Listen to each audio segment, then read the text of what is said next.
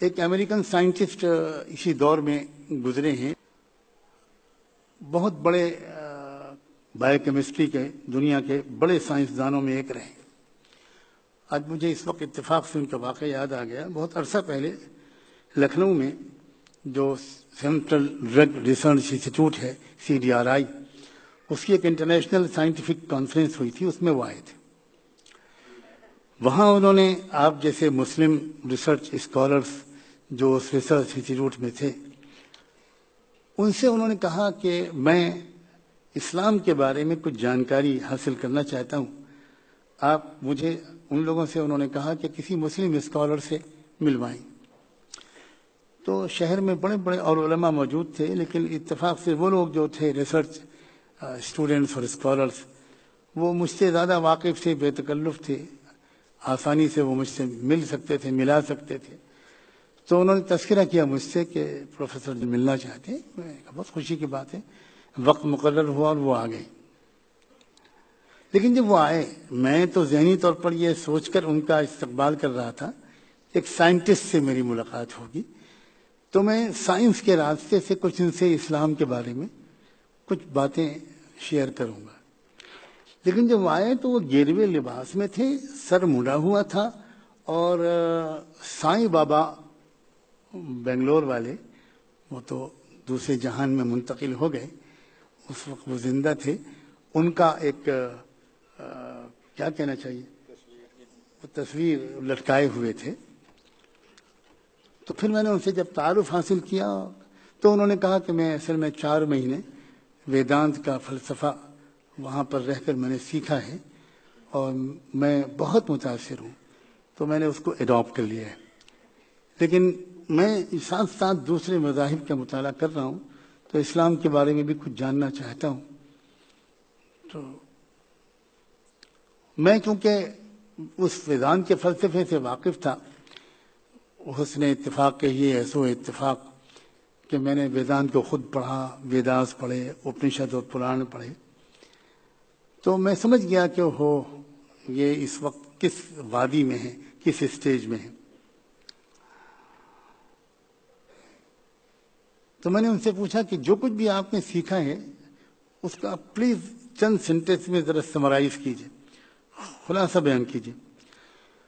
تو انہوں نے کہا کہ بس اس کا خلاصہ یہ ہے کہ انسان اس وقت تک نروان اس کو نہیں مل سکتا جب تک کہ وہ اپنی تمام اندریوں کو نشٹ نہ کر دے اور بالکل کچل نہ دے، کرش نہ کر دے اپنے تمام فطری تقاضوں کو۔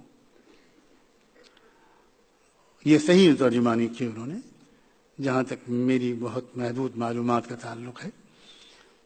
تو میں نے ان سے پوچھا کہ پروفیسر جارج آپ ایک بات بتا سکتے ہیں کہ آپ اسٹیٹس میں کس شہر کے؟ انہوں نے کہا میں شکاگو کا رہنے والا ہوں۔ تو میں نے کہا کہ شکاگو میں، اسٹیٹ آف الینوائس میں کتنے لوگ ہیں جو اس فلسفے پر عمل کر سکتے ہیں؟ تو انہوں نے کہا کہ میں سمجھتا ہوں ایک بندہ بھی نہیں کر سکتا، ایک انسان بھی نہیں کر سکتا، ناٹ اے سنگل مین اور ویمن۔ تو میں نے ان سے پوچھا کہ آپ ایک کتنے بڑے سائنٹسٹ ہیں اور آپ ایسی بات کو قبول کر رہے ہیں جو آپ خود کہہ رہے ہیں کہ پریکٹیکل نہیں ہے، کوئی کر نہیں سکتا۔ تو اس کا مطلب یہ ہوا کہ جب تک یہ کوئی کرے گا نہیں، جب تک اس کا نروان نہیں ہوگا، اور یہ کوئی کرے گا نہیں، لہذا کسی کا نروان نہیں، کوئی انسان کچھ اٹین ہی نہیں کرے گا، یہ تو آپ خود کہہ رہے ہیں۔ تو اس وقت انہوں نے کہا، میں حیران رہ گیا کہ کہاں کہاں لوگ بھٹک رہے ہیں۔ تو انہوں نے مجھ سے کہا کہ یہ تو آپ نے کہہ کر مجھ کو بہت پریشانی میں ڈال دی۔ میں نے کہا کہ ارادہ میرا پریشانی سے نکالنے کا ہے، پریشانی میں ڈالنے کا نہیں، بلیو می۔ لیکن میں اس وقت واقعی آپ کو داد دیتا ہوں کہ آپ نے سچ بات کہی، اور پلیز آپ اس پر سنجیدگی سے غور کیجیے۔ کہنے کہ ٹھیک ہے میں غور کروں گا، لیکن مصیبت یہ ہے کہ مجھے پرسوں واپس جانا ہے، میرے پاس صرف 1 دن بچا ہے، آپ مجھے اسلام کے بارے میں کچھ جانکاری دیجیے۔ میں نے ان کے ہاتھ میں ایک ڈائری دیکھی، میں ان کا ڈائری کھولی اور کالم، ایک اس میں 2 کالم بنائیے، اور اب اس ایک کالم میں آپ اپنی نیچرل ڈیزائرز جو ہیں، آپ کی جو بھی فطری خواہشات، تمنائیں، جذبات جو بھی آپ کے اندر ابھرتی ہیں، جو بھی عادات ہیں، صفات ہیں، کیریکٹر ہیں، وہ سب نوٹ کیجیے۔ ایک جو آپ کو یاد آتے جائیں. آپ لو لکھیے, محبت لکھیے, نفرت لکھیے, وعدہ پورا کرنا, وعدہ خلافی لکھیے, حیا, شرم لکھیے, ماڈسٹی لکھیے, جنروسٹی لکھیے, ٹائم مینجمنٹ لکھیے, وغیرہ وغیرہ, جو آپ کا وہ یاد آتا جائے. میں خاموش بیٹھا ہوں, آپ لکھیے اور ایک ایک چیز بولتے جائیے. اور پھر آپ خود اس کے سامنے آپ کی فطرت کس چیز کو لائک کرتی ہے اور کس چیز کو ڈس لائک کرتی ہے, آپ خود لکھیے. بہت اچھا. وہ ایک بہت ہی اچھے اسٹوڈنٹ کی طرح باقاعدہ وہ لکھتے رہے, میں چپ چاپ بیٹھا رہا. شاید 40-45 منٹ ہو گئے. انہوں نے کہا کہ جتنی چیزیں یاد آئیں وہ تقریباً 50 اینڈ ابو ہیں, وہ میں نے لکھ لی. تو میں نے کہا اب آپ مجھے نہ بتائیے کہ آپ کی فطرت نے کس چیز کو لائک کیا, کس چیز کو ڈس لائک کیا, لیکن ایک دوسرا کالم جو آپ نے بنایا ہے اس میں آپ ایک لفظ بولتے جائیے, میں بتاتا جاؤں گا کہ اسلام کس چیز کو لائک کرتا ہے, کس چیز کو ڈس لائک کرتا ہے, کس چیز کو لائک کرتا ہے, کس چیز کو ڈس لائک کرتا ہے. اب وہ بولتے گئے اور میں اسلام کے اعتبار سے ان کو بتاتا چلا گیا. جب وہ پورا لکھ چکے, میں نے کہا اب ذرا سا آپ کراس چیک کیجئے, کہیں پر آپ کو ایسی چیز لگتی ہے کہ فطرت کسی چیز کو لائک کرتی ہے اور اسلام اس کو ڈس لائک کرتا ہوں, فطرت کی, انسان کی فطرت کسی چیز کو ڈس لائک کرتی ہے اور اسلام اس کو لائک کرتا ہوں, کہیں ملتا ہے آپ؟ تو آپ یقین کریں میرے عزیز نوجوانوں, he was absolutely stunned. وہ بالکل, جب وہ وہاں تک پہنچے تو کہنے لگے what do you mean مولانا نعمانی, آپ کیا کہنا چاہتے ہیں؟ میں نے کہا میں صرف یہ کہنا چاہتا ہوں کہ اسلام از نتھنگ بٹ فطرت, نتھنگ.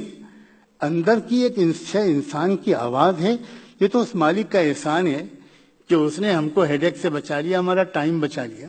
ہمارے اندر کی آواز کو خود اس نے الفاظ دے دیے, اس نے باہر سے کوئی چیز ہم کو نہیں دی. فطرت اللہ التی فطر الناس علیہا ذالک الدین القیم. اللہ اکبر, یہ ہے اسلام کی طاقت, اور یہ ہے ادعو الی سبیل ربک بالحکمت. کیا مطلب ہے اس کا کہ دعوت حکمت کے ساتھ ہونی چاہیے. اس وقت تو اللہ کا بندہ چلا گیا, لیکن بہت خوش ہوں گے آپ سب, آپ کے پیشانیوں سے ایمان کا نور جھلک رہا ہے. تقریباً 2.5-3 مہینے کے بعد اس بندے کا فون آیا اور اس نے کہا کہ میں اس وقت شکاگو کے اسلامک سینٹر سے آپ کو فون کر رہا ہوں اور میں نے ابھی کلمہ شہادت قبول کیا. لاکھوں لوگ, کروڑوں لوگ پوری دنیا میں ایسے موجود ہیں.